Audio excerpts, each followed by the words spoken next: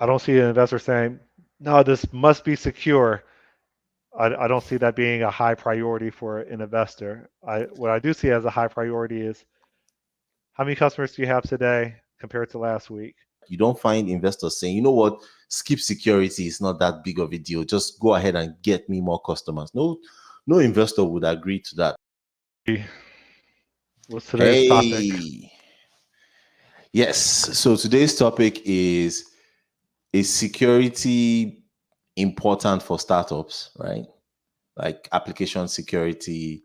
There's a lot of there's a lot of you know there's a lot of talk around like security in this day and age for most businesses and stuff like that. But the question is as a startup founder, as someone who has decided to start this new project called XYZ business, like how on what ladder would you put like security on? And then is the question, is security important, or is the question, when is security important? Hmm. And the key word is security and business. And if it's a startup, then we're assuming that the decision has already been made through analysis and experiments within that analysis phase that there can be a viable business, right? Mhm. But there's phases to this. So maybe the context of this discussion is at what phase for concerning a business is security prioritized? Hmm. Right. Yeah, yeah, I agree with that. So what's your take on it? Where when do you think it should be prioritized? So let me hold off on answering that question directly and say that when I pitched my idea to some technical folks at various maturities of their software practice, um, some of them, or maybe one of them specifically, said, "Well, what are you doing for security?" And I'm Hmm. like, "Don't care." At this phase, I really don't care because Hmm. it's not a business. I want to see if it can be a business. And what if it's highly likely that I need to attract investors to fund what could be a business, but I'm not sure if it's a business in the first place. How will I be viewed as a founder and as a potential leader in this space if my priorities with investors are not aligned? Investors are interested in, can this be a business? What are the returns right now if this is a business? What's the analysis or experiments that have been conducted that forecast that this will grow in regards to revenue, let alone profit? That is the priority. It's an earlier phase, right? Versus me saying, no, no, no, I need a plan for AWS security or Azure Sentry or whatever tools. I need a plan for firewalls, secure this, secure that, whatever framework this, whatever framework that.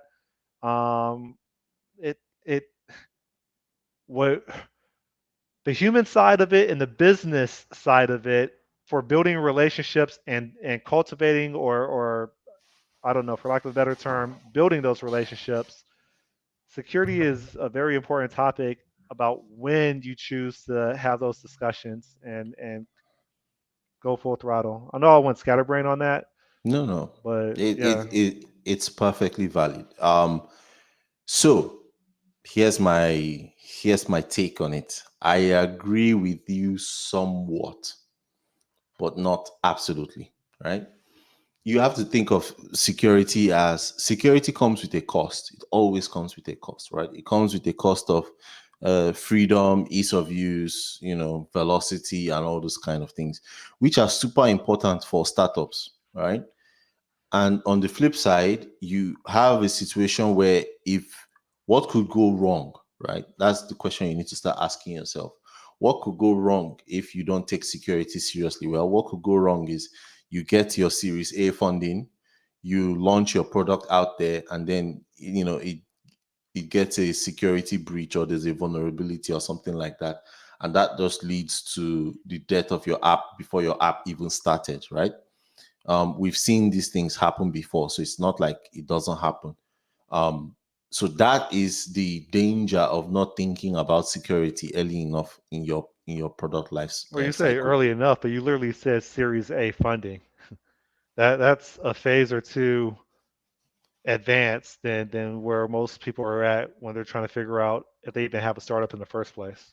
It doesn't even, so here's the thing, it doesn't even need to get to Series A, right? Because you have to realize that you break consumer trust, you break your customers trust if you get hacked, right? If you get hacked and people's information, your customers information gets leaked, right? It doesn't matter how good your app is, right? It will just die. Whatever loyalty you've been able to struggle to get, you would lose everything overnight, right? I agree with you, but that's once you realize that you have a business. Well, okay, fair enough. I'll accept that. But the point I'm getting at, right? What I'm trying to get at in particular is that, you know, it's important you think about it. You have to think about it. You don't necessarily have to implement full-blown security, right? A good analogy I can give is, take our daily lives, for example, right? We have our own internal security at home because of the value of what we place, in our houses.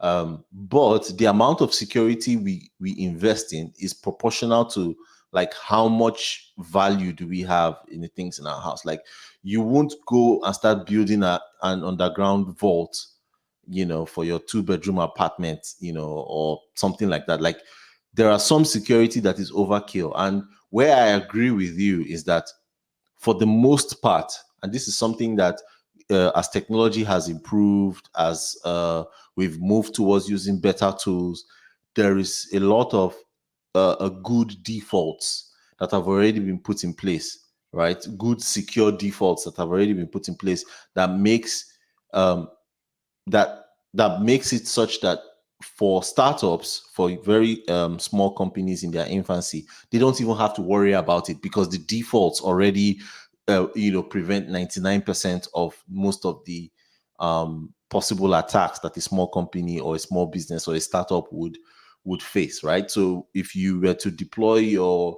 services in Azure, Azure has defaults built in, right? HTTPS and all of that stuff to prevent, like, very basic security breaches, but I think it's ridiculous to talk to a startup founder like yourself and be telling him, oh, what do you guys have in place for security and blah blah blah? Because to me, it's like, there's nothing to secure. Why are you asking for security, right? It's only when you start having customers, start making profit, then there is incentive to build in security. And even the security you build in is going to be proportional to how much business you deal with, right? Yeah. So, I mean, to your point, yes, it is proportional. So when you're setting up business email accounts, you're not going to put in 1 2 3 4 for the password or admin for the password. Like you do just enough that it's not distracting you from what is a high priority, but at the same time, you don't make it easy for them either. You do True. just enough where you're relatively comfortable saying, I don't want to be ignorant to security, but at the same time, I don't want everything to be easily guessable that is going to set me back 3 months, right? So, yeah, I think I agree with you. Yeah, yeah. And in fact, I think this principle too can also be extrapolated to, like, startups in general, right? Like, if you're a startup, you have to realize that you have to even think of how, even from a point of view of human beings, right? When human beings are born, we are born incomplete. Our mental faculty isn't fully there. Our hands and legs are still weak. A lot of things are still weak. But as we grow older, we start to fortify ourselves. Like our body starts to fortify itself to the point where you have like, people like LeBron James and so on and so forth, right? So that idea too has to also apply to being a startup. As a startup, there are so many things you will be bad at, right? And that's okay, right? There are so many aspects of your business that wouldn't be robust, and that's understandable. Pursuing robustness at the very beginning is the death of most startups, right? Like there's this concept of bike shedding. You know about it, right? Bike shedding. It sounds familiar. Oh, Go, okay. give a 30-second pitch. Yeah, so bike shedding, the term bike shedding came from this concept of, I think there was a story about it, of how, they were planning to build a nuclear reactor, right? With all the complexities of building a good nuclear reactor on the table for them to discuss. And they were busy arguing over what color of the bike shed is going to be, right? Like, you're freaking building a nuclear reactor. Those kind of decisions shouldn't matter to you. Like, don't even bother. You don't even have a nuclear reactor yet, and you are agonizing over the details of what the color of the bike shed to that nuclear reactor should be. So, and you see this thing a lot with most startup founders, is they go into the details, especially if they are like us, who came out of like tech, right? Who are engineers at heart. So we tend to fall into this rabbit hole of wanting to plan out every single detail of the business, right? Not and forgetting the overall objective. Yeah, I agree. Yeah. Man, we keep agreeing, Odie. I don't know. I want you to bring the smoke. Bring the smoke. All right, so the context of this discussion revolves around the startup and not enterprise. Is that Yeah. accurate? Yes, definitely. Look, if you're an enterprise, I shouldn't, if you're an enterprise who is taking advice from a guy on YouTube saying that security doesn't matter, then you deserve to be put out of business by hackers, So, but yeah, no, in an enterprise is a completely different ball game. For them, security is about survival, because once you're a large enough company, right, the target is on your back, and any lapse in judgment, there are people are who have nothing better to do than to be trying out trying out, trying to gain access to your application. That's just the way it is. Even big YouTubers get hacked. Like, Linus Tech Tips was hacked recently. Yeah, it's for an enterprise, I don't think they need any this thing there. Like, it's clear to them that they need security. But maybe the question is, how much security do they need, though? I think that also is determined by, how large is the corporation, what kind of controls do they have in place, what are they trying to protect, things like that. So What I've learned probably in the past maybe 36 to 48 months is building systems is a staged approach. Surprise. And that might sound like common sense, but I okay. promise you, to the majority of software development shops, common sense, or what they believe, is software is created using Big Bang. Development teams are executed or allocated using Big Bang.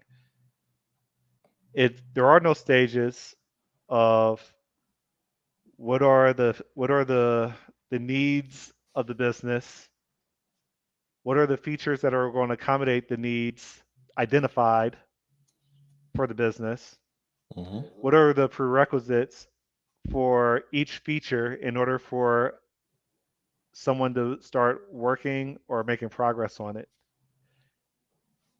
Each prerequisite, in theory, should be uniquely identified and mapped to other prerequisites for that feature. So features sometimes have other features that need to be built before that other feature can even be started, etc. Hmm. Um, And I'm trying to stay on the context of security. That part needs to be planned. I don't have an issue with how I want to say this. I I think I think things should be listed as what stage is it likely to belong in when Mm. we do go full throttle. It should never ever be ignored. It should be put on the radar, but there should be a consensus on when it becomes relevant and how we're going to address it. And that's not done at the very beginning. So at least I don't think it is within the context of figuring out if a side project can actually be a business. Okay. I also agree with that as well, you know. And one thing that I would also say, you know, to add to what you said earlier is that it it's really important that uh you know, people who want to start startup founders, entrepreneurs, prospective or not, need to learn is that just like with almost every other thing in life, right? It has to come in phases, and you have to embrace the reality of the phase that you are in, and you have to play into that phase, right? So if and the reason for this is that when you start out something, you don't know everything, right? You just know the little you know. But by working on that task, working on that business, working on that startup, right, you will gain knowledge, and that knowledge tends to feed it into itself, right? To the point where there are things you will learn along the way. There are things you will understand. There are requirements you will only find out after you have started working on it. So embracing the fact that look, we are in the pre business stage, if you will, of this side project, and it's okay if we don't, you know, uh, it's okay for us not to think things all the way to the end, right? We only need to focus on what the next stretch goal is, what the next post is, and then when we get there, we regroup and ask ourselves, okay, now we've gotten to this point. That point could be anything, say receiving funding, first customer, whatever. But once you get to that point, you have like maybe you regroup and ask yourselves, okay, we've gotten here. What did we achieve? What did we learn? Where, what is our next stretch goal, and so on and so forth. Um, I think it's antithetical to even common sense to think that you can just sit down, be at zero, and expect to be able to uh, plan out all the way down to when your company is going to be like a you know, start making money and being a $5 million company or whatever the case may be. You can't think that all that way through. If you look at most of the big companies that exist today, whether it's Facebook, whether it's Google, and so on and so forth, if you ask them, did you ever think you would get to this point in the, you know, in when you started the company? 9 out of 10 they will tell you no, that they never expected it, you know, or they will give you an example of an earlier goal that was very, very short-sighted or something like that. But the truth is, like I said, you don't figure things out by just sitting down on your high chair and thinking of all those things up front. You figure things out by working on them. You figure things out by interacting with the problem space, right? And yeah, it's something that most startup people don't realize, and yeah, they could get caught up in the weeds of wanting to know every little detail of their business without even actually starting the damn thing, you know. So, Odie, what is an exception outside of, besides enterprise, where what we appear to agree on um, is an exception, right? So we're Hmm. saying security, like that's a separate phase. That's not priority at stage zero. Or, um, Correct. well, is it correct, right? Okay, Or so are there exceptions to this yes, there are. besides enterprise? Yes, there are. Okay, So let's talk about it. a good exception could be if you are building a financial startup, for example, or Yeah. you were building a medical um, medical is not so much, but finance in particular is very, very critical. And the reason for it is very simple, right?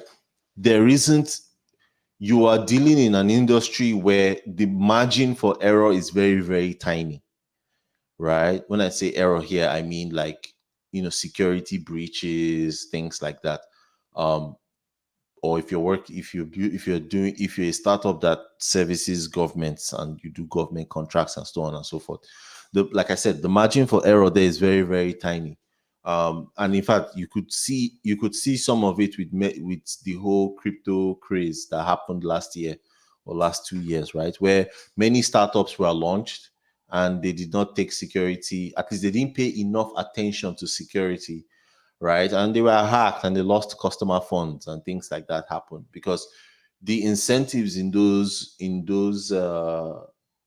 industries are very, very different, right? The incentives, the costs as well are very, very different. But that only applies in very, very niche um, areas. So, say for example, you are a startup that builds antiviruses, for example, or you're a startup that builds software for keeping people's medical records and things like that.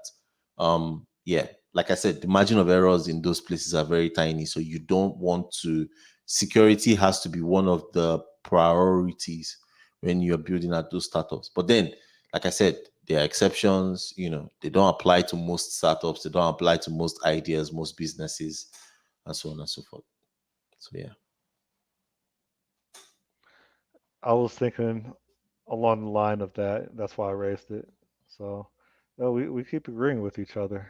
I'm gonna find something that is appalling to you. Yeah. So, but like other than security, right? At what point, in your opinion, do you think a company should start taking security very seriously? When they have a customer, Hmm. Interesting. When they have, okay, so like, is it when they make their first customer or when they've made 100 customers or what exactly? what's the definition of a customer? I I would say someone that gives you money for value. Okay, fair enough. If they're giving you money for value, then what are the constraints for a customer? Is it all customers? Is it customers that are paying you cash for doing things that don't scale and it's not an electronic ledger that you're maintaining through uh, electronic payments? Maybe if it's through cash, maybe that reduces the security threat model footprint, whatever that verbiage is. Hmm.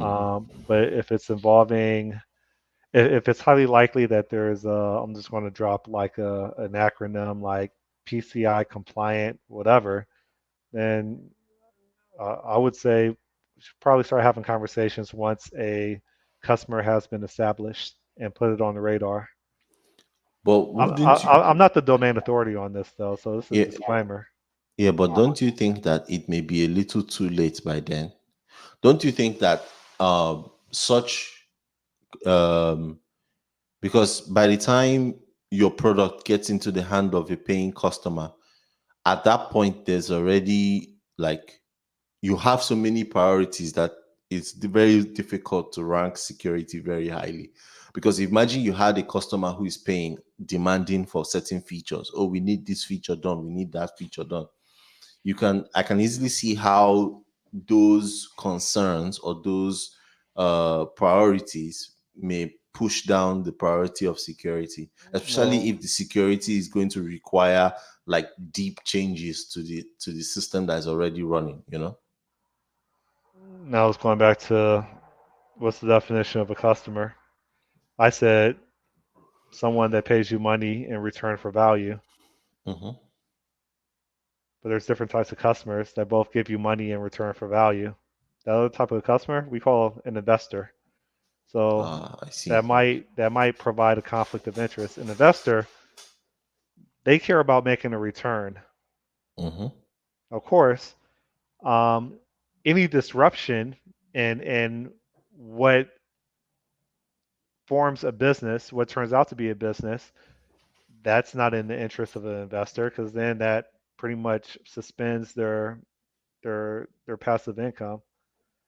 Um, but I would argue that an investor is also a customer, and that kind of provides an interesting conflict of interest between someone that's giving you money to get money versus someone that's giving you money to get value that's not necessarily classified as an investor but is a legitimate customer Mm, because they're solving a pain point.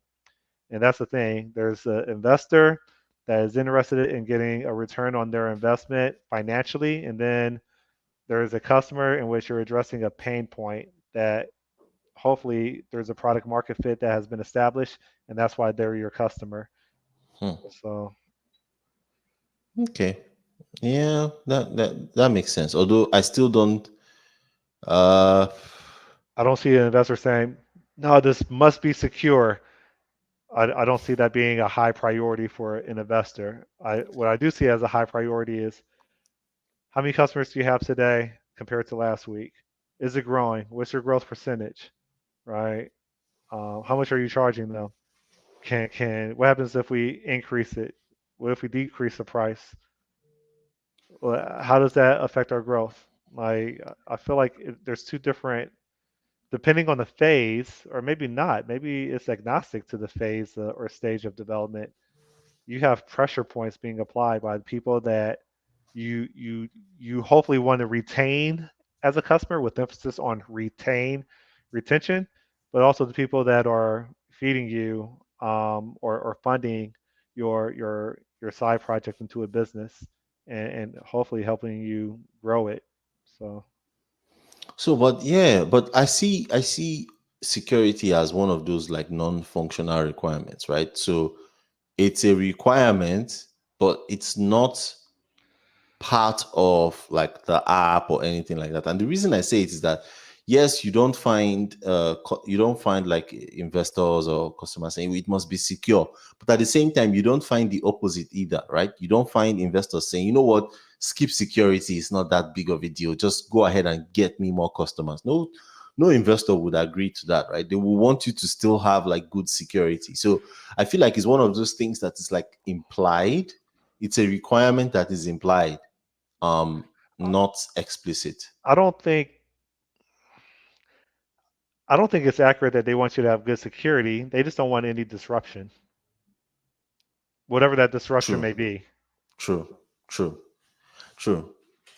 But yeah, that's the whole point of that's the whole point of security, isn't it? Like not having disruption, not leaking information, not affecting Yeah, uh, you're uh, right. the reputation of the company that they are investing in. I think because I can see how Well, no. Okay, if we're talking about words, I'm sorry for cutting you off. This okay, disruption is to stability as blank is to security, right? They're not really the same thing, is my point. But we that's don't have to. disruption. I said No, disruption is to stability as mhm. blank is to security, whatever blank is. They're not the same thing. Wait, a breach is disruption now, isn't it? A, Right? sec- a, s- A a, sec- security breach. a security breach re- results in a governing body, aka a state actor or a government, to Mhm. to get involved, and that is a disruption. Not necessarily. Okay, Not necessarily, right? If you think about most of the hacks, for you're talking about example, they encrypt your databases. Uh-oh, uh-oh, give me a your sec. your video. No, you can still talk. It's okay. Yeah, so so what was I talking about? A breach. Yes, so a breach, um, so like there are many companies where maybe they had a security breach, data was leaked, and they were dragged on social media, and all of a sudden people decided to boycott or whatever. That's a form of disruption. It doesn't even necessarily have to be like there was one that happened with PayPal recently where PayPal changed their terms of service and then it became a serious thing on social media.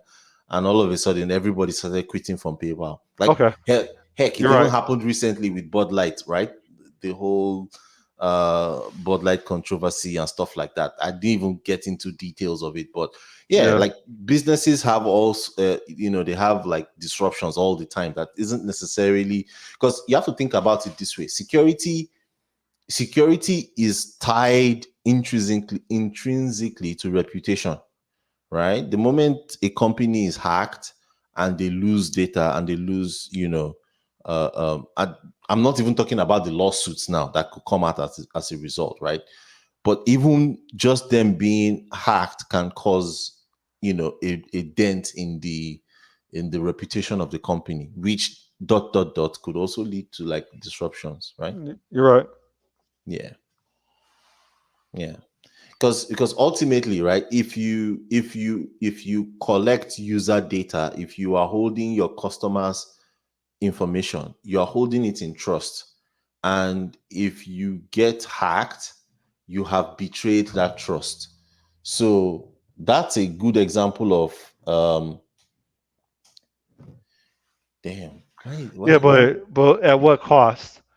Is Would you agree that there's a huge difference between one person or even 10 people being hacked versus 100,000 or 10 million, right? At what point does it become a disruption for the business? Like there's a severity level to this, right? And so maybe the effort for implementing security can be deferred as you start getting more customers. And maybe but the argument is, and I think you alluded to it earlier, well, in theory, is there ever a time where it could be too late? mhm. Because it becomes probably very complicated to retrofit security, hence after the fact, right? Versus designing it into the platform. And I think I can understand that. It's just you're trying to get confidence of two different customers, the investors and then the end users, right, or consumers. And that's the part where both of them don't want disruption, but the investors want you to quickly show outcomes every time you meet up with them. They want to see progress, right? Which means that there's business decisions to defer some things and prioritize others, even though they may be equally important, but it's depending on who you need to please or who you think is a higher priority to please at that particular time. Okay, so maybe I should use this opportunity to refer back to the conversation you had with Ted Neward last week. Okay. But think about it from this perspective, right? It's the same trolley problem. So you're saying that does it make a difference if if one customer's data is hacked versus 10 million people, right? But the counter argument to that is what if that one person is like a social media influencer or is a celebrity, for example, right? You don't need to hack everyone before you don't need to hack a large number of people before one breach can just tank your reputation, right? Or You have no reputation if you only have one customer, I would argue. no, no, no, no. Like, let's say we had 100 customers, right? Okay. Even if one person gets breached and all 99 were fine, it might not seem like a big deal.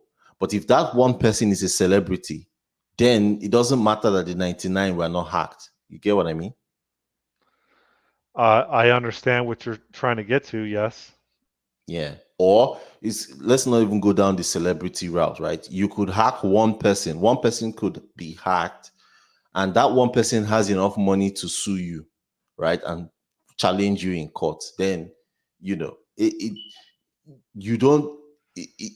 it doesn't, there's no advantage to that versus if let's say 10 people were hacked and all 10 people don't really care and they didn't really lose money and they don't really care about it. But If Okay. you have a if one litigious person is hacked, right, that could cause you so much damage than if, say, 20 people who are non-litigious were hacked. All right. So you're saying that before you get your first customer, enough security has to be in place that they never get hacked. No, I'm saying that before you get your first customer, right, you have to you have to invest the thoughts, right? You have to invest the bare minimum controls to prevent the likelihoods of even one person getting hacked, right? Okay, so what would the bare minimum be? Would it be a formal security threat model that gets created? No, We're no, talking about hacked. So, the bare minimum, in my opinion, is that you did what would be considered due diligence, right?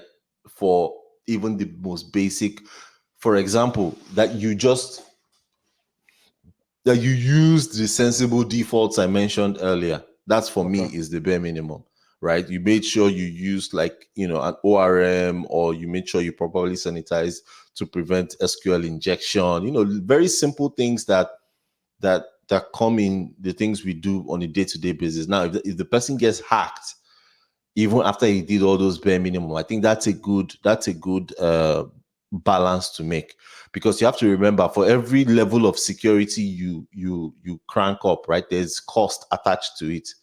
There's not just business costs, there is also manpower cost, there's also what they call this thing, uh what's that word, Opportunity cost. opportunity cost, exactly. So yeah, I think Okay. that doing the bare minimum, thinking about the security, like, okay, we're about to build this thing. What are the bare minimum? What are the basic controls we can put in to ensure that at least it's reasonably secure, right? So, That thought alone requires effort. no, All right. that If you have thought. if you have a team of people, which Mhm. maybe you don't have a team, maybe it's just a single individual, a single founder. Yeah. If you need to have a discussion on uh, what is considered due diligence for security, you're going to have different people that are incentivized by different things that have different experiences. Mhm. And so I know because I'm speaking from experience. So, okay, I think we're beating a dead horse now. Yeah, that makes sense. Yeah. So, any other thoughts? In, re- in regards to security, Mm. I'm not the technical authority. So I'm sure, depending on how many people actually consume this video, I'm sure that a couple will be screaming at me that I don't know what I'm talking about, and it's probably legitimate, yeah.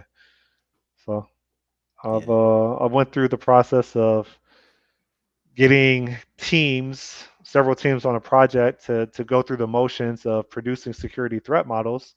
I have familiarity with that using Microsoft Stride, but no, I'm no authority on security at all. So take what I Mm. say with a grain of salt. No, no. For me though, right, my recommendation, right, that I would give to anybody starting, a business and so on and so forth, is that just the thought of, we need to build in security at some point, right? What are the bare minimum things we can do in place, right? What are the bare minimum things we can put in place as we build the application to ensure that we don't get hacked? I feel like that is the 80/20 rule, right? I think that small 10% will give you 80% of the benefit, right, of having good security, or good enough security, right? So, for example, you find out that the reason why people get hacked most of the time are very, very simple things. You create an Azure storage bucket and you made it public. What are you expecting to happen? Right? You don't need to be a genius to know that, to hack someone like that, because, just because of the convenience. Oh, we just want it to be convenient. And they went and they changed the defaults, right? Those are the reasons why most businesses get hacked, and those things are not even like full-blown security threat model analysis, getting a security expert, blah blah blah kind of things. Those things are just simple things that you can just go through a checklist and say, okay, this is my business, what infrastructure are we using, blah blah blah. Okay, what defaults, what's public, what's not public, are we using entity framework or ORMs and stuff like that, like. I agree with what you're saying. What you're Mhm. saying is valid. Yeah. Just take into consideration that because you injected that concern or that handling of such a threat, you're you're introducing additional complexity that may be required. It is required. So how many times have you no.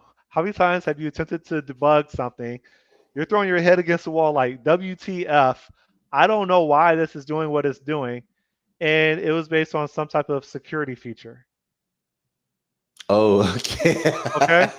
And how much I time see did your you point. burn? Yeah, I see your How point. many developers, how many product owners, how many other people that weren't even engineers got involved with that effort to try to figure out why something's not working?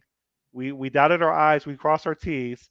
It's not working, and so it costs 4 or 5 engineers. It went to some like severity level 3.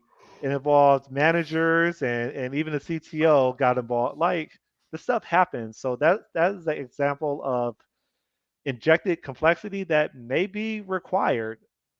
But when you implement security because you're a professional and it's required, um, there's likely to be occurrences like that where you're going to have some downtime trying to figure out because of what you implemented to address security certain things stop working and it's going to take you a while to figure out that it was security related in the first place.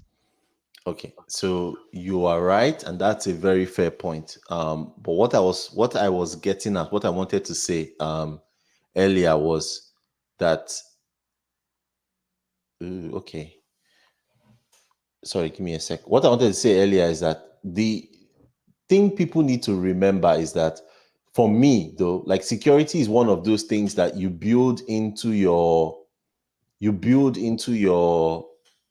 architecture, right? Hmm. So it's something you may not necessarily set out to say what's the security like, upfront or threat models and all of that, but it's something that as you are doing your architecture, remember, like I said, it's a non-functional requirement, meaning you think about it. The same thing with scaling as well. Scaling is also a non-functional requirement that you have to think about when you are architecting your solution, right? But you don't have to go all out and lock everything down and do end-to-end encryption and all that other stuff, right? Which many people seem to be obsessed by, right? Because realistically, you need some encryption, but end-to-end encryption, you especially when you're still starting out, like you said, you could get into situations where your own security starts causing you not to move quickly, and as a startup, that's the only advantage you have over the established players, the Hmm. ability to move quickly. And if you remove that from yourself in the name of we want to be as secure as the established player, you're never going to get anywhere, you know? Yeah, I'm glad we covered that part. So Yeah, uh, yeah. I don't think I have anything else, Odie. I think we covered the primary concerns that normal non-security experts would want to hear arguments on. Hmm. Can you think of anything else? Nah, nothing else. All right, that's a wrap. Yeah. Like, share, subscribe, and I already admitted I'm no authority on security at all. So educate me and help me grow as an engineer. Leave a comment. Yeah. Yeah. All right. So, bye. Adios. See you.